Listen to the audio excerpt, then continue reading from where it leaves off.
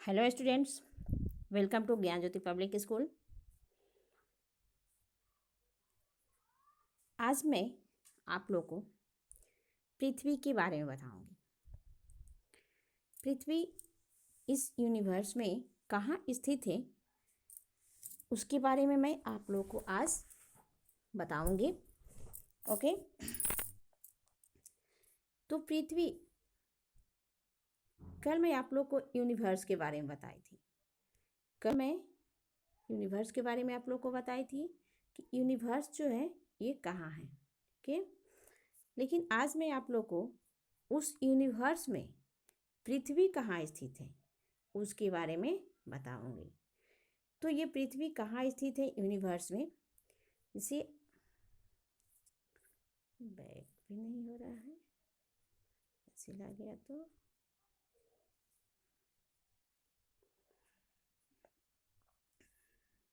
ये solar system है। ये आप लोग को सोलर सिस्टम दिखाई दे रहा होगा। तो ये सोलर सिस्टम है। इस सोलर सिस्टम में पृथ्वी जो है सन के दूरी के अनुसार तीसरे स्थान पर है। सबसे पास के प्लैनेट मरकरी है और सेकंड पोजीशन पर वेनस है और इसके बाद थर्ड जो है वो अर्थ है। ओके, तो ये सोलर सिस्टम कहाँ है? तो ये सोलर सिस्टम जो है ये मिल्की वे जो गैलेक्सी है उस गैलेक्सी के अंदर है। और ये जो गैलेक्सी है वो इस ब्रह्मांड में है, इस यूनिवर्स में है। इस यूनिवर्स सबसे बड़ा यूनिवर्स है।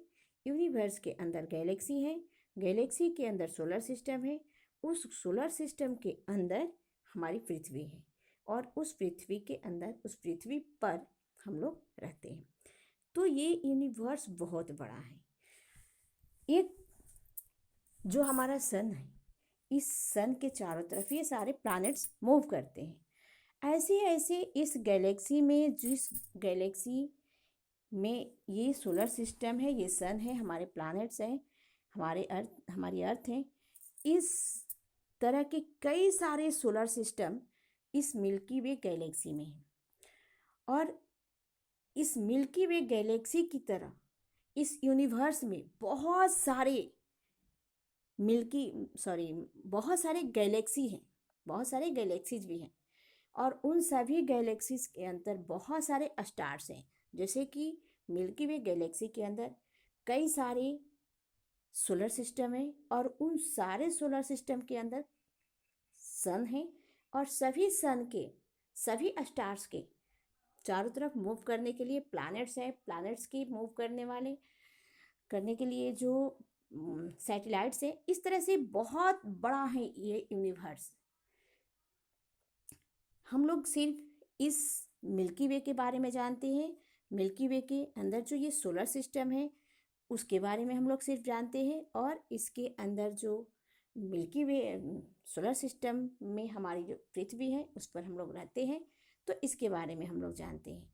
और बाकी यूनिवर्स में कितने गैलेक्सीज हैं और उन सारे गैलेक्सीज के अंदर कितने स्टार्स हैं और कितने सोलर सिस्टम है, कितने प्लैनेट्स हैं, ये सब कुछ हम लोग को अभी क्लियर कुछ भी नहीं पता है। ठीक है, तो इस सोलर सिस्टम में हमारी पृथ्वी यहाँ स्थित है। आप लोग को दिखाई दे चुका होगा, आप लोग देख चुके होंगे। तो आगे हम आप लोग को बताते हैं कि ये पृथ्वी हमारी, ये our earth, the earth is the 5th largest planet in the solar system. जो ये पृथ्वी है ये लार्जेस्ट, यानी कि जो हमारी ये पृथ्वी है, जितने सारे 8 जो प्लैनेट्स हैं उनमें पृथ्वी जो है 5वें स्थान पर है। किसके अनुसार? साइज के अनुसार। साइज के अनुसार ये पृथ्वी जो है 5वें स्थान पर है। यानी कि हमारी पृथ्वी से 4 और प्लैनेट्स हैं जो छोटे हैं और 3 ऐसे प्लैनेट्स हैं जो साइज में हमारी पृथ्वी से बड़े हैं। When viewed from a space, the earth looks like a blue ball. जब हम पृथ्वी को स्पेस से, अंतरिक्ष से देखते हैं तो हमारी पृथ्वी जो है ये बिल्कुल एक ब्लू कलर के बॉल के समान दिखती है। This is because about 2/3 of the earth is covered with the water of oceans and seas। इसका कारण ये है कि हमारी पृथ्वी का 2/3 हिस्सा जो है वे समुद्र और महासागर के रूप में पानी से ढका हुआ है। इसलिए हमारी पृथ्वी जो है स्पेस से देखने पर ब्लू कलर के दिखाई देती है। फॉर दिस रीजन, इसी कारण से the earth is also called the blue planet, और इसीलिए स्पेस से देखने पर हमारी पृथ्वी जो है ब्लू कलर के दिखाई देती है। इसीलिए हमारी पृथ्वी को ब्लू प्लैनेट के नाम से भी जाना जाता है। However, the actual shape of the earth is similar to that of an orange, round and slightly flattened at the poles। जो हालांकि हमारी पृथ्वी का जो एक्चुअल यानी कि रियल शेप जो है वे एक ऑरेंज के आकार का है, एक संतरे के आकार का है। जो कैसी है, तो राउंड तो होता है, इसे हम आप सब लोग लगभग ऑरेंज देखे होंगे, लेकिन ऑरेंज जो होता है वे बीच में फ्लैट होता है और उसका टॉप और बटन जो पॉइंट होता है वो हल्का हल्का थोड़ा थोड़ा दबा हुआ होता है, फ्लैट होता है, चपटा होता है। तो वैसे ही जो हमारी पृथ्वी भी है वो ठीक ऑरेंज के साइज की है, ऑरेंज के शेप की है। उसका ऑरेंज के साइज की नहीं, सॉरी, शेप की है। जो ऑरेंज जैसे होता है, बीच में थोड़ा उभरा हुआ होता है उसका बीच का पार्ट, और जो ऊपर का पार्ट और नीचे का पार्ट जो होता है थोड़ा फ्लैट यानी कि चपटा होता है। वैसे ही हमारी पृथ्वी भी होती है। पृथ्वी का नॉर्थ पोल और साउथ पोल यानी कि ये जो होता है ऊपर का नॉर्थ पोल और नीचे का पार्ट जो साउथ पोल होता है ये थोड़ा दबा हुआ चपटा होता है। This shape is called a geoid meaning earth shaped. इसी शेप को, जो हमारी पृथ्वी का जो शेप है जो ऊपर और नीचे हल्का हल्का थोड़ा थोड़ा दबा हुआ है, चपटा है और बीच में उभरा हुआ है, इसी शेप को जियोइड कहा जाता है। Human beings, plants and animals are able to live on the earth because it support life. How to it able to do so?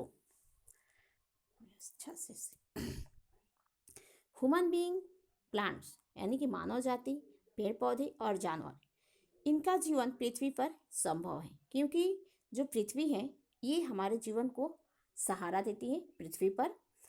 और पृथ्वी पर हमारा जीवन या पेड़ पौधों का जीवन या एनिमल्स का जीवन क्यों संभव है, क्यों पॉसिबल है, क्यों यहाँ जीवित रहते हैं हम सभी। अदर प्लैनेट्स पर कोई जीव जंतु, कोई प्राणी अभी तक ऐसा नहीं पता चला है कि किसी और प्लैनेट पर कोई जीव जंतु या कोई प्लैनेट पाए जाते हैं। कोई प्रूफ अभी तक हमें नहीं प्राप्त है। तो लेकिन पृथ्वी पर हम सब देख रहे हैं कि मानव जाति, जीव जंतु, पेड़ पौधे और जंगली जंतु, बहुत सारे जानवर भी यहाँ पर पाए जाते हैं। तो इनका या हमारा जीवन क्यों यहाँ संभव है ये आगे हम लोग देखेंगे। The earth contains water which is essential for life. पृथ्वी पर वाटर मौजूद हैं जो हमारे जीवन के लिए जरूरी है। यदि पृथ्वी पर वाटर नहीं होता तो इस पृथ्वी पर ह्यूमन बीइंग्स, एनिमल्स या प्लांट्स किसी का लाइफ संभव नहीं होता, क्योंकि हमें पीने के लिए, खाना पकाने के लिए, बहुत सारे कार्यों को करने के लिए प्लांट्स की ज़रूरत पड़ती है। The distance between the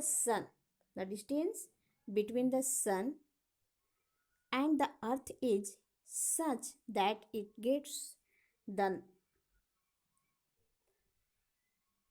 the light amount of heat from the sun to support life.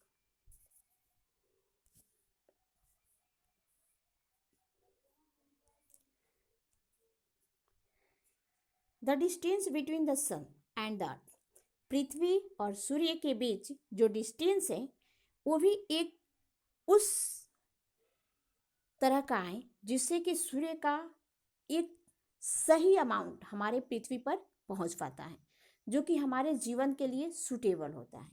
यदि पृथ्वी मरकरी की जगह होती तो इस पृथ्वी पर भी नहीं होता जीवन संभव, क्योंकि पृथ्वी सूर्य का प्रकाश इतना ज़्यादा पड़ता, इतना प्राप्त होता पृथ्वी को कि हम उसे सहन नहीं कर पाते और फिर पृथ्वी पर जीवन पॉसिबल नहीं होता, लाइफ पॉसिबल नहीं होता, और प्लांट या एनिमल्स या ह्यूमन बींग्स कोई भी नहीं पाए जाते। या पृथ्वी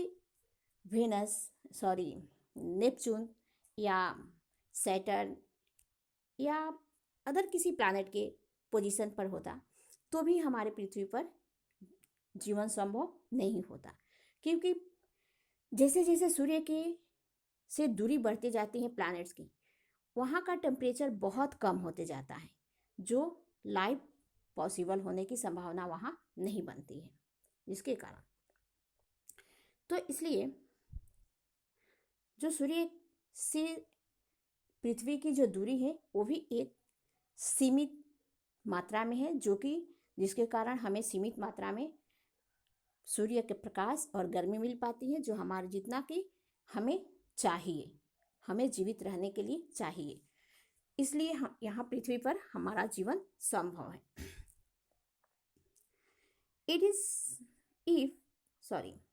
If it had been any closer, it would have been too hot, and if it had been any farther, it would have been too cold. अगर पृथ्वी सूर्य से बहुत ज़्यादा नज़दीक होती तो ये बहुत ज़्यादा गर्म होती, जिसके कारण इस पृथ्वी पर लाइफ पॉसिबल नहीं हो पाता। और यदि ये पृथ्वी और ज़्यादा सूर्य से दूर होती तो भी ये पृथ्वी बहुत ज़्यादा ठंडा होती, और जिसके कारण भी पृथ्वी का टेम्परेचर बहुत ज़्यादा कम हो जाता, और जिसके कारण यहाँ लाइफ संभव नहीं होता। The Earth's atmosphere contains oxygen, which is necessary the life.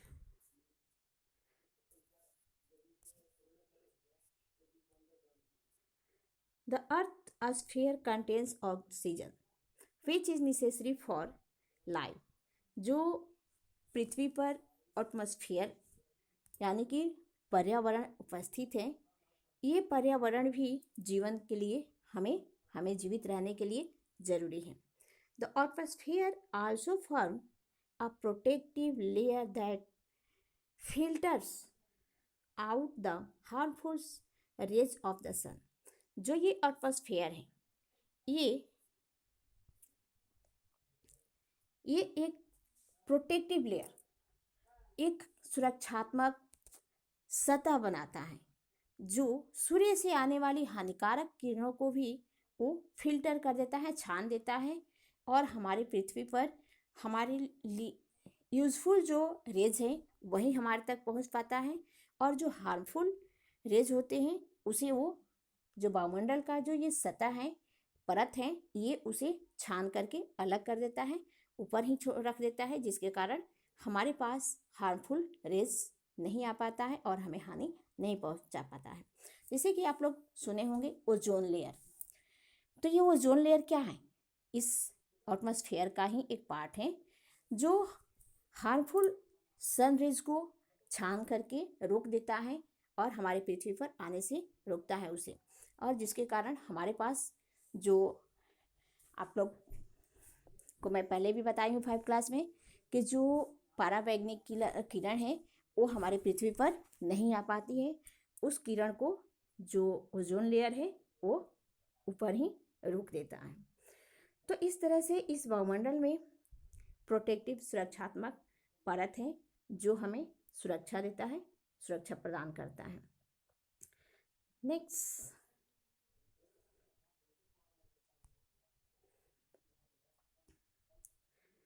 इस सोलर सिस्टम में और भी कई सारे ऑब्जेक्ट्स पाए जाते हैं।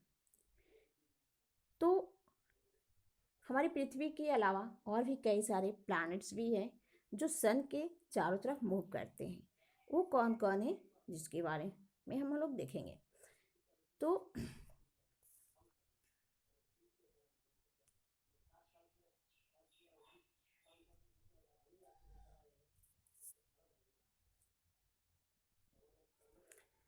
द अदर प्लैनेट्स, ये क्या है? The other planets.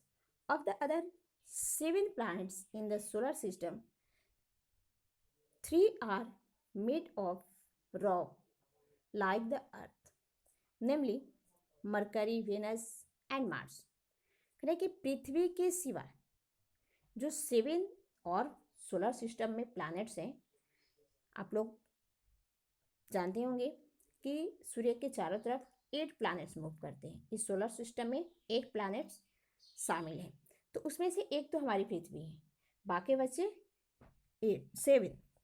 तो इन 7 में से कह कि पृथ्वी की तरह और 3 प्लैनेट्स हैं, जैसे कि मरकरी है, वेनस है और ये मार्स है, ये और ये अर्थ। ये चारों प्लैनेट्स जो है ये रॉक से बने हुए हैं, यानी कि रॉक्स यानी कि मिट्टी, सॉइल, चट्टानी, इन सभी चीज़ों से बने हुए हैं। while 4 are made of gases, namely Saturn, Jupiter, Uranus and Neptune. और जो बाकी के 4 बचे, वो जो 4 प्लैनेट्स हैं वे किस चीज़ से बने हैं? तो गैस से, जैसे सैटर्न है, जुपिटर है, यूरेनस है और नेपच्यून है। ये 4 प्लैनेट्स जो हैं ये गैसों से बने हुए हैं। Given below is a table comparing some of the features of the 8 planets। यहाँ प्लैनेट्स को कंपेयर किया गया है, एक दूसरे से तुलना किया गया है कि उनमें क्या दूरी, किस तरह से उनका अलग अलग दूरी है और ये कैसे उनका, देखिए यहाँ मरकरी है जो सूर्य के सबसे पास का प्लैनेट है। सूर्य से ये साइज दिया हुआ है पहला कि उसका साइज है कितना बड़ा। वेनस है, अर्थ है, ये सब का दूरी के अनुसार इसे किया गया है। सूर्य से उनका दूरी कितना, मतलब किस पोजीशन पर सूर्य के पास स्थित है।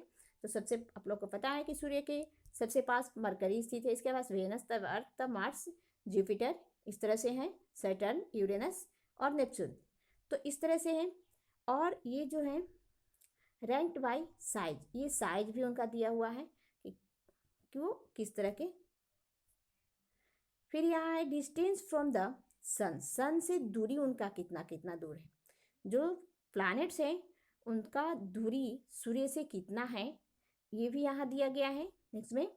और फिर यहाँ है number of days to complete and orbit number of satellites.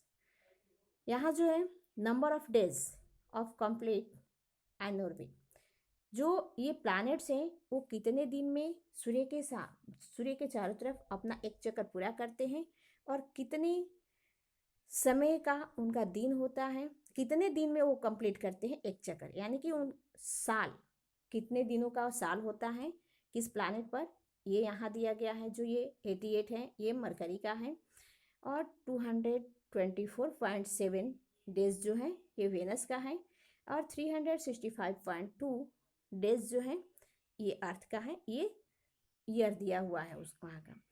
और किस प्लैनेट का कितना सैटेलाइट्स है ये यहाँ सबसे नीचे दिखाया गया है नंबर ऑफ सैटेलाइट्स में। तो यहाँ मरकरी का, वेनस का कोई सैटेलाइट्स नहीं है।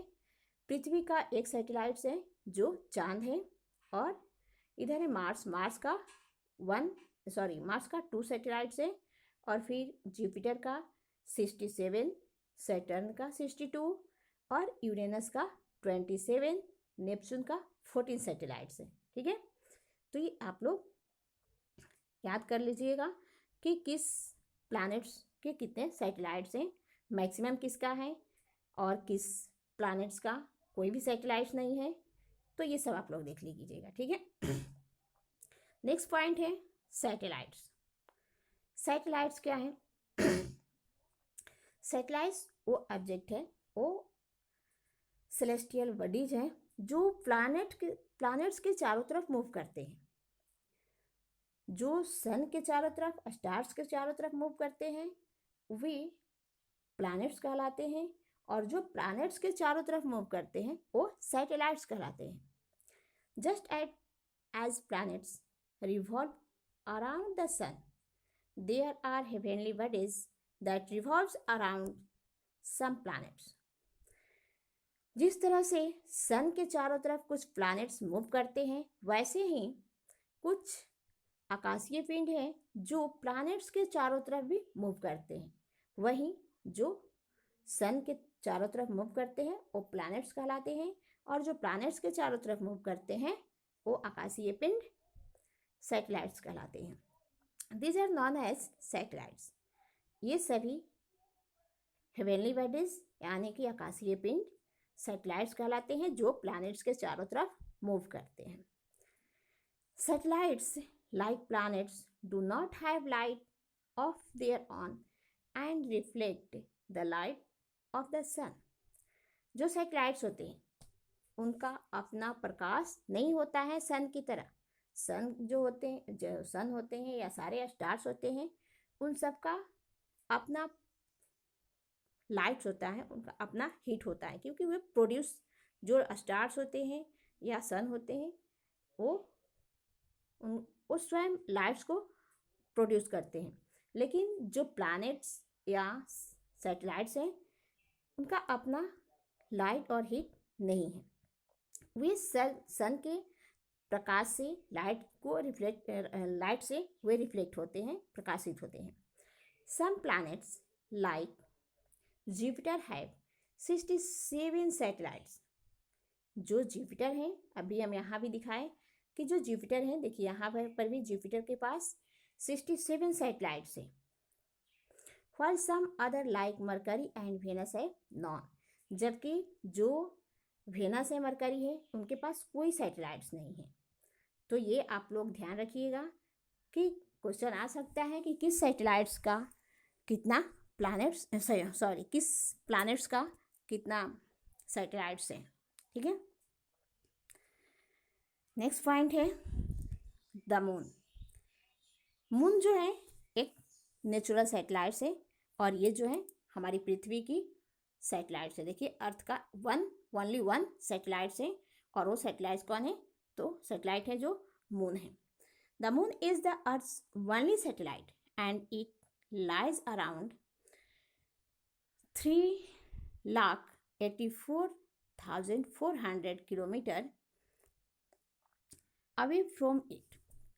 जो मून है, यही सिर्फ मून ही पृथ्वी का एक अकेला सैटेलाइट्स यानी उपग्रह है, और ये पृथ्वी से लगभग 3,84,400 किलोमीटर दूर पर स्थित है। It takes about 28 days to spin around its on axis and it takes the same amount of time to complete its rotation around the earth. जो मून है ये अपने एक्सिस पर, अपने अक्ष पर मूव करने में 28 days लेता है। जैसे पृथ्वी है, ये अपने एक्सिस पर एक चक्कर पूरा करने में 24 घंटा का समय लेती है। लेकिन जो मून है ये अपने एक्सिस पर एक चक्कर पूरा करने में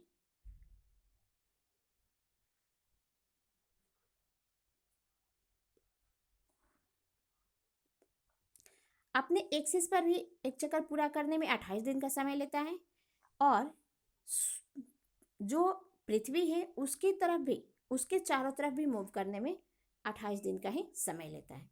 यानी जितना समय पृथ्वी के चारों तरफ एक चक्कर पूरा करने में मून को लगता है, उतना ही समय उसको अपने एक्सिस पर एक चक्कर पूरा करने में भी लगता है।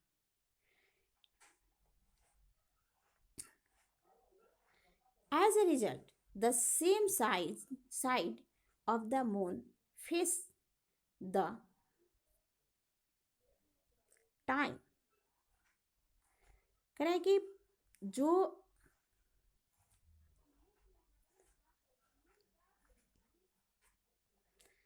पृथ्वी है, जो मून है, as a result the same side of the moon face the earth at all times. जो मून है ये अपने एक्सिस पर भी 28 डेज समय लेता है मूव कर, पूरा एक चक्कर पूरा करने में, और पृथ्वी के चारों तरफ भी एक चक्कर पूरा करने में 28 डेज लेता है। यही कारण होता है कि हम पृथ्वी पर से मून को देखते हैं तो हमेशा मून का एक ही साइड दिखाई देता है। कभी भी ये नहीं लगता है कि मून का जो शेप है वो अलग हमें दिखाई देता है। भले उसका शेप छोटा बड़ा हमें दिखाई देता है लेकिन उसका साइड जो है वो एक ही दिखाई देता है। उसके पीछे का आधा पार्ट जो होता है वो हमें कभी नहीं दिखाई देता है। हमेशा मून का आधा पार्ट ही हमें दिखाई देता है। और उसका मेन रीज़न होता है कि मून जो है 28 दिन अपने एक्सिस पर भी मूव करने में समय लगाता है और पृथ्वी के चारों तरफ भी एक चक्कर पूरा करने में 28 दिन का समय लगाता है। Recently, the moon has been found to have a small amounts of water and a thin atmosphere। हाल ही में ऐसा माना जाता है, हाल ही में ऐसा कहा गया वैज्ञानिकों का, और जो क्या बोलेंगे हम, जो खगोल शास्त्री वगैरह हैं उनका कहना है कि जो मून है वहाँ पर कुछ थोड़ी मात्रा में पानी और बहुत पतला एटमॉस्फेयर का लेयर भी पाया गया है, ऐसा कहना है। आप लोग नीचे देखिए, ये फिगर जो दिया है ये सबसे नीचे का फिगर देखिए। यहाँ आप लोग को दिखाई दे रहा होगा लिखा है क्लस्टर्स, नहीं कुछ समझ में नहीं आ रहा है क्या लिखा हुआ है इसमें, आपको मैं बता रही हूँ कि क्या लिखा हुआ है। अच्छा, इसको मैं बताऊँगी नेक्स्ट वीडियो में, आगे मैं बताऊँगी कि ये क्या है। ऐसे देखिए ये गैलेक्सी है, ठीक है, ये गैलेक्सी है। इसी गैलेक्सी के अंदर हमारा सौरमंडल है, सोलर सिस्टम है, और इस सोलर सिस्टम के अंदर देखिए ये गैलेक्सी है, इसके अंदर ये सोलर सिस्टम है, और इसके अंदर हमारी ये पृथ्वी है, और इसके चारों तरफ ये मून जो है चक्कर लगा रहा है, ठीक है। तो इस वीडियो में इतना ही, और बाकी कल मैं बताऊंगी आप लोगों को अगले वीडियो में जो अदर प्लैनेट और भी कई सारे ऑब्जेक्ट्स हैं, जो सेलेस्टियल बॉडीज है, जो इस यूनिवर्स में, इस सोलर सिस्टम में स्थित है, ठीक है। तो वो कौन कौन है जो इस सोलर सिस्टम में, और अन्य जो हैं हेवनली बॉडीज हैं, उसके बारे में मैं कल आप लोग को बताऊंगी, ठीक है। तो आज के लिए इतना ही, फिर मिलेंगे अगले वीडियो में। तब तक के लिए बाय, सी यू अगेन।